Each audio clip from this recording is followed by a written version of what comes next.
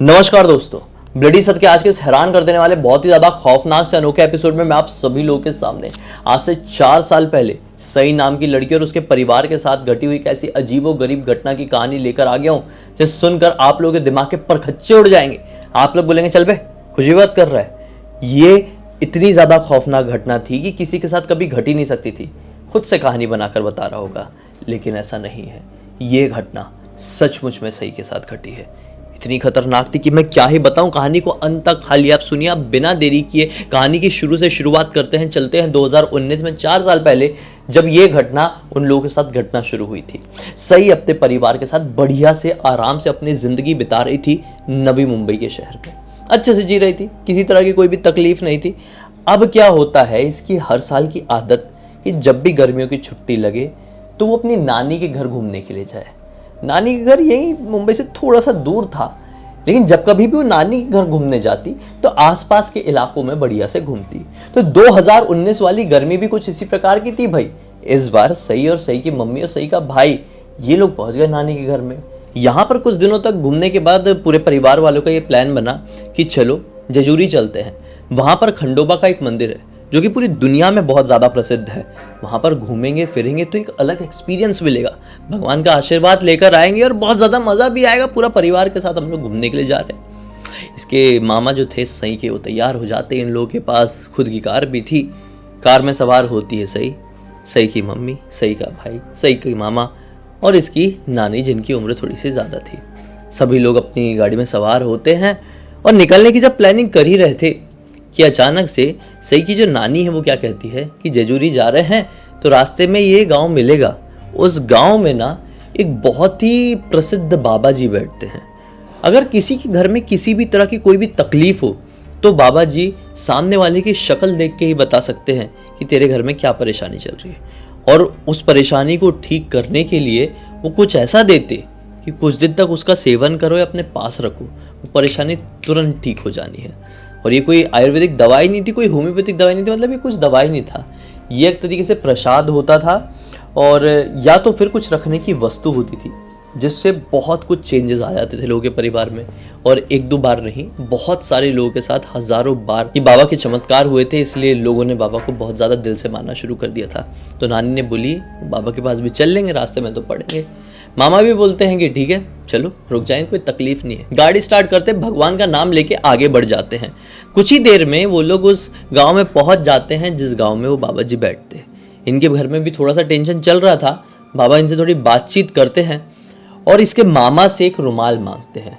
रुमाल अपने हाथ में पकड़ते हैं, दूसरी तरफ घूमते हैं। उन्होंने एक झोली भी लटकाई हुई थी, झोली से हाथ डाल के कुछ निकालते हैं, रुमाल में बांधते हैं, वहीं पीछे मुड़ के फिर सामने की तरफ होते हैं और पकड़ा देते हैं मामा को। बोलते हैं कि इसे घर में लेके जाओ और जब तक ये जो तुम घूमने के लिए निकले हो ये वाली जर्नी ख़त्म ना हो जाए तब तक इसे खोलना मत, देखना मत कि अंदर क्या है। घर पे ले जाओगे तो मस्त अपने पूजा स्थान के सामने इसको खोलना और इसकी फिर पूजा सत्कार करना। तुम लोगों के घर में बहुत समृद्धि आएगी और सारी परेशानियां कटेगी।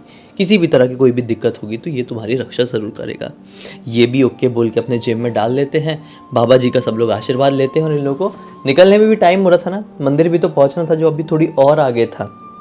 वहाँ पे जाके भगवान के दर्शन करने थे, अनुष्ठान करने थे, उसमें टाइम हो जाता। इसलिए इन लोगों ने यहाँ पे और ज़्यादा टाइम नहीं लगाया और बाबा का आशीर्वाद लेके अपनी गाड़ी में सवार होके निकल पड़े। लेकिन उस गांव से जैसे ही बाहर निकल रहे थे खंडोबा मंदिर पहुँचने के लिए, तो एक ऐसे जंगली वाले रास्ते में पहुँचे जिसमें चारों तरफ खेत था। अचानक से इसकी मम्मी की नज़र पड़ती है एक पेड़ के ऊपर, जिस पेड़ में अमरूद, गुआवा, समझते ना आप लोग, फले हुए थे। इन्होंने बोली यार वाह, गुआवा तो बहुत सारे फले हुए हैं, मतलब पूरे पेड़ में फले हुए हैं और काफ़ी बड़े बड़े, इतने बड़े बड़े, बेहद टेस्टी दिख रहे थे। तो मम्मी ने बोली अभी तो लेट हो रहे हैं, जब अपन लौट रहे होंगे ना इसी रास्ते से लौटेंगे, यहाँ पे गाड़ी रोक देना, अपन गुआवा तोड़ के ले चलेंगे, मज़ा आएगा। कई अरसा बीत गया इस प्रकार से पेड़ के गुआवा, अमरूद या फिर जाम, बहुत सारे लोग बीही कहते हैं, सो खाए हुए घर पे बढ़िया तोड़ के ले जाएंगे, मस्त काट के नमक लगा के खाएंगे। मज़ा ही अलग होगा, एक्सपीरियंस ही अलग होगा। सब लोग खुश, सबके मुंह में पानी आ गया। लेकिन अभी इम्पॉर्टेंट था सबसे पहले मंदिर पहुंचना और भगवान के दर्शन करना। ये लोग समय रहते पहुंच गए, लेकिन वहाँ पे आज पता नहीं क्यों बहुत ज़्यादा भीड़ भाई गर्मियों की छुट्टी चल रही थी तो केवल इनका परिवार थोड़ी, और भी लोग घूमने के लिए आते हैं ना। गर्मियों की छुट्टी में तो सब लोग घूमने के लिए निकलते, इस कारण से बहुत लंबी लाइन लगी हुई थी। खैर ये लोग शाम के 6 बजे के आसपास गर्भगृह में पहुंचते हैं, पूजा अर्चना करते हैं। निकलते निकलते 6:30 पौने 7 का टाइम हो गया। अब ये जैसा कि गर्मी का मौसम था, 6:30 पौने 7 तक कुछ ऐसा अंधेरा होता नहीं था।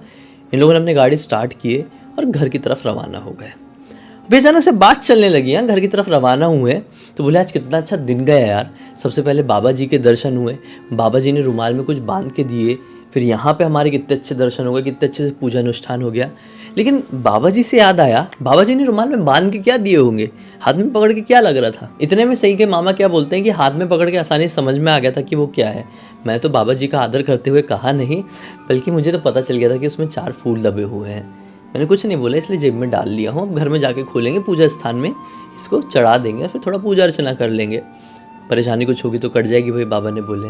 ऐसा ओके बोल के सब लोग अब आगे निकल पड़ते हैं। इनका घर अभी भी दूर था, थोड़ी आगे जाने के बाद वाली लोकेशन मिल जाती है, जिस लोकेशन में इन लोगों ने वो जाम गुआवा का पेड़ देखे थे, अमरूद का पेड़ देखे थे। अब इतने में ही सही की मम्मी बोलती है कि यहाँ पे अमरूद का पेड़ मिला था अपन को, देखते हुए चलो भाई, रोक देना गाड़ी को, बढ़िया से तोड़ के खाएंगे। तो नानी ने बोली भी, क्या रात का वक्त हो गया, ऐसा पेड़ को तोड़ना अच्छा नहीं लगता है, फल वल सुबह तोड़ लेना, अगले दिन कभी आ जाएंगे, या फिर हमारे इधर भी तो मिल जाएगा ना कुछ ना कुछ। बोलती नहीं नहीं नहीं, मुझे तो यहीं से चाहिए, बहुत टेस्टी टेस्टी लगे हुए थे। अचानक से उनको समझ में आता है कि ये पर्टिकुलर जगह पे होगा ही। तो ये नोटिस क्या करते हैं कि सामने की तरफ ना, मतलब जहाँ पर ये लोग चल रहे हैं अभी अपनी गाड़ी से, वहाँ पे सामने की तरफ पूरा कोहरा जमा हुआ है। तो दिमाग में ये बड़ा भारी टेंशन आ गया यार। बोले गर्मी का मौसम है तो यहाँ पे रात के वक्त कोहरा कैसे जम रहा है।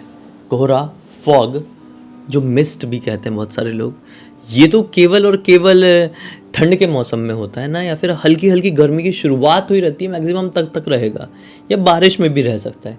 लेकिन ये गर्मी, जो घनी गर्मी का मौसम है, मई जून का टाइम चल रहा है भाई, यहाँ पे ये कोहरा थोड़ा अजीब नहीं लग रहा है। सब लोग सोचते हैं कि नहीं यार, कुछ तो क्रीपी है, क्रीपी वाइब आ रही है। छोड़ो, अपनी गाड़ी निकालते हैं और अमरूद की बात है ना, खरीद के खा लेंगे, या कभी और आ जाएंगे जीवन में, कहीं और पेड़ दिख जाएगा, एक मात्र पेड़ तो ये है नहीं, आगे बढ़ चलते हैं। ऐसा सोच के लोग अपनी गाड़ी आगे बढ़ाई है।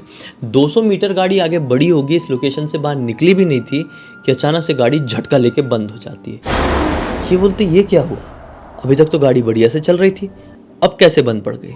गाड़ी से उतरते हैं, चेक करने लगते हैं।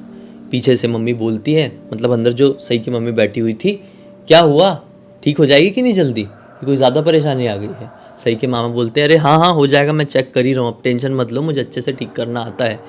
अब सही की मम्मी, सही का भाई और सही की नानी, तीनों अंदर बैठे हुए थे। अब इनको 15-20 मिनट हो गए, वो कुछ किए जा रहे हैं, इधर से तार निकालते, उधर फिट करते, इधर से निकालते, उधर लगाते, ऐसा करते करते 20-25 मिनट निकल गए भाई। अब अंदर बैठी हुई जो बूढ़ी नानी थी, उनको आने लगी नींद, मम्मी को भी आने लगी नींद। इतने में ही सब लोग सो गए, अकेली सही जागी हुई थी और वो इंतज़ार कर रही थी कि मामा कब कब ठीक करे और हम लोग चले, क्योंकि मम्मी ने सही को गाड़ी से नीचे उतरने से मना की थी, क्योंकि बाहर का जो माहौल था बहुत ज़्यादा क्रीपी दिख रहा था, डरावना दिख रहा था, और ऐसे बीच जंगल या खेत वाले रास्ते में गाड़ी बंद हो जाना कई बार हमें डरा देता है।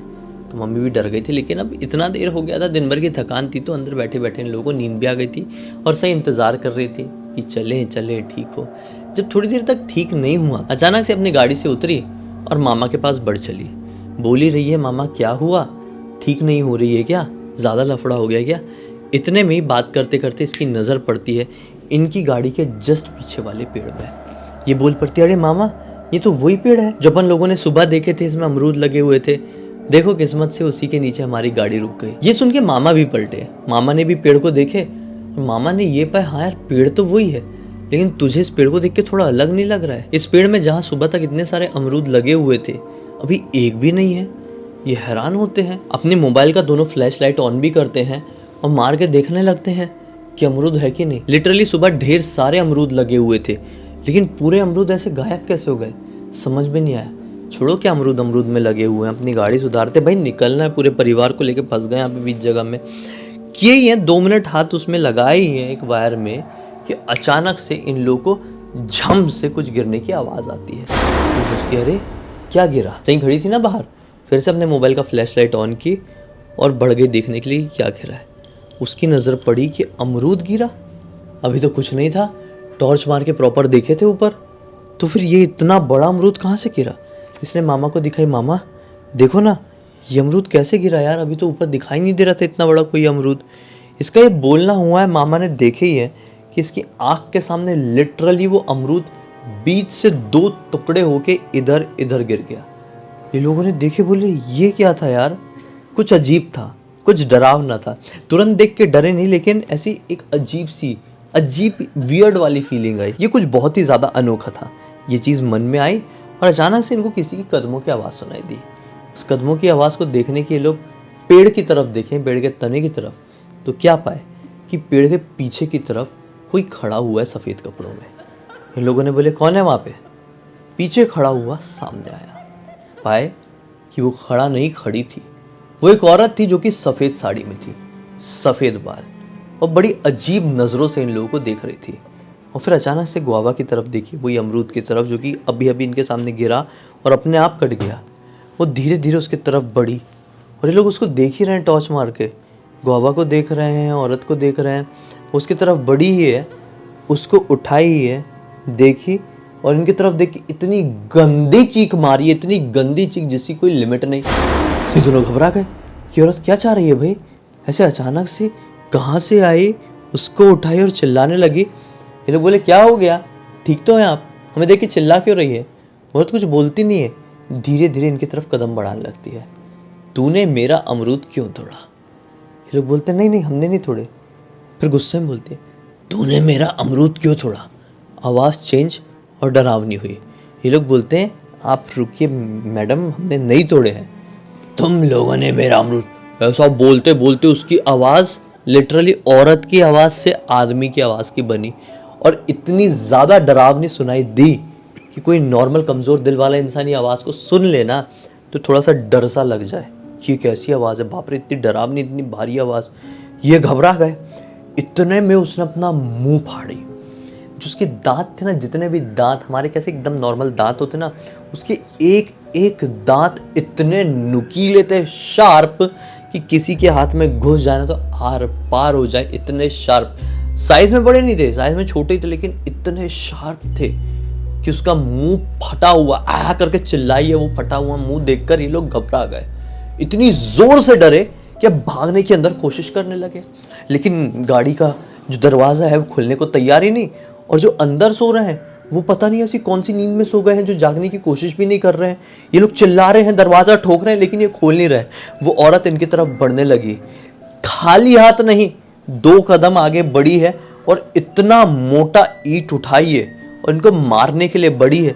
अब मामा भी क्या सोचे, अपने आप को बचाए, बच्ची को बचाए कि यहाँ पे बैठ के निकल ही ले, लेकिन निकलते भी कैसे, गाड़ी तो खराब हो गई थी। ये औरत इनकी तरफ बढ़ ही रही है, ये लोग ठोक रहे, अंदर खोल नहीं रहे हैं कि अचानक से मामा को याद आया कि मेरे जेब में तो बाबा का दिया हुआ वो रुमाल में बंधा हुआ कुछ है। बाबा की बातें फ्लैशबैक में याद आई कि बाबा ने बोले थे कुछ भी मुसीबत होगी ये तुम्हारा साथ देगा। इन्होंने अपने जेब से निकाले हैं, उस औरत की तरफ ऐसा लेके भागे ही हैं कि लिटरली जैसे उस औरत को ऐसा लगा हो कि वो हाथ में सिर्फ रुमाल और उसके अंदर फूल नहीं, बल्कि उसमें कोई हथियार है, जिसे देखकर वो औरत या फिर चुड़ैल कह लो बहुत गंदी तरीके से भागी। और ऐसा भागी कि अंधेरे में एकदम गायब सी हो गई। इनको कुछ समझ में नहीं आया। वापस से अपनी कार की तरफ लौटे और दरवाज़ा खटखटाया, और इस बार उसकी मम्मी की नींद खुल गई। सही की मम्मी जाग गई, बोले दरवाज़ा खोलिए, ऐसा कैसा सो रहे हैं आप लोग सब लोग? दरवाज़ा खोले, बोले क्या हो गया क्या हो गया? बोले यहाँ पे बात नहीं कर सकते, निकलने की कोशिश करते। चाबी घुसाए, घुमाए, एक बार में गाड़ी स्टार्ट। बोले ये क्या मैटर था, गाड़ी स्टार्ट कैसे हो गई? जो दबाए हैं एक्सीलेटर, ऐसा भगाए, इतनी तेज जिंदगी में कभी भगाए नहीं। पूरे रास्ते में कुछ बात नहीं की।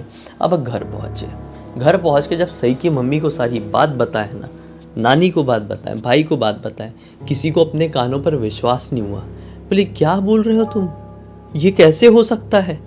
देखो उसके अंदर था क्या ऐसा, कौन से फूल है, निकालो, पूजा स्थान के सामने रखो। भाई उसने तो आज हमारी जान बचा लिया, हमारे भाई हमारी बेटी की जान बचाया है। खोला गया उसे, उस रुमाल को लिटरली जब खोला गया ना, इतना ज़्यादा वहाँ भी हैरान नहीं हुए होंगे जितना अभी हो गए। खोलते से ही क्या पाए पता है? अंदर कोई फूल वूल नहीं है, अंदर रुद्राक्ष है, इतना बड़ा एक रुद्राक्ष। अभी तक हाथ लगाने में क्लियर समझ में आ रहा था। 25 बार हाथ में पकड़ लिए होंगे जब से इन लोगों को बाबा ने वो दिए थे। क्लियर समझ में आ रहा था यार, फूल को समझ में नहीं आएगा क्या पकड़ के कि फूल है। वो अभी खोले तो रुद्राक्ष निकला। रुद्राक्ष कितना ठोस होता है, लेकिन ऊपर से पकड़ने में पता ही नहीं चल रहा था। इन लोगों की जान सूख गई कि हमारे साथ ये क्या हुआ है अभी, ये कौन सा चमत्कार था भाई। वो बाबा इतने बड़े दिव्य पुरुष थे, हम तो बहुत नॉर्मल समझे थे यार। उनके दर्शन करने के लिए जाना पड़ेगा जल्द से जल्द। पूरे परिवार ने ऊपर वाले का शुक्रिया अदा पूरा किया, खंडोबा का शुक्रिया अदा पूरा किया कि उनके आशीर्वाद, वो बाबा जिनको हम जानते भी नहीं थे, उनके कारण ना जाने हमारी आज कैसे जान बच गई यार, वरना क्या कुछ हो जाता। ये घटना की पूरी जानकारी मुझे सही ने लिख के भेजी इंस्टाग्राम में। मैं पढ़ा तो मैं शौक रह गया और तुरंत डिसाइड कर लिया कि आप लोगों को आज सुनाऊंगा। उम्मीद करता हूँ कि इस कहानी के जरिए आप लोगों को किसी भी तरह की सीख या फिर मनोरंजन मिला होगा, तो वीडियो को लाइक जरूर कर देंगे। चैनल को सब्सक्राइब करके बेल आइकन दबा के ऑल के ऑप्शन में क्लिक कर देंगे। इसी तरह के हैरान कर देने वाले खौफनाक वीडियोस डेली आप लोगों के सामने लेके आता रहता हूँ। इंस्टाग्राम की लिंक इस वीडियो के डिस्क्रिप्शन बॉक्स में मिल जाए, क्लिक करके डायरेक्टली वहाँ पर पहुंच जाना। और इसी तरह की कोई भी कहानी, टॉपिक या जानकारी आप लोगों के पास भी है तो लिख भेजना। हो सकता है मेरा अगला वीडियो कल आप लोग के हिसाब से बन रहा हो। तो चलिए कल फिर से मिलते हैं, तब तक के लिए बहुत बहुत धन्यवाद। आप लोग का दिन शुभ हो।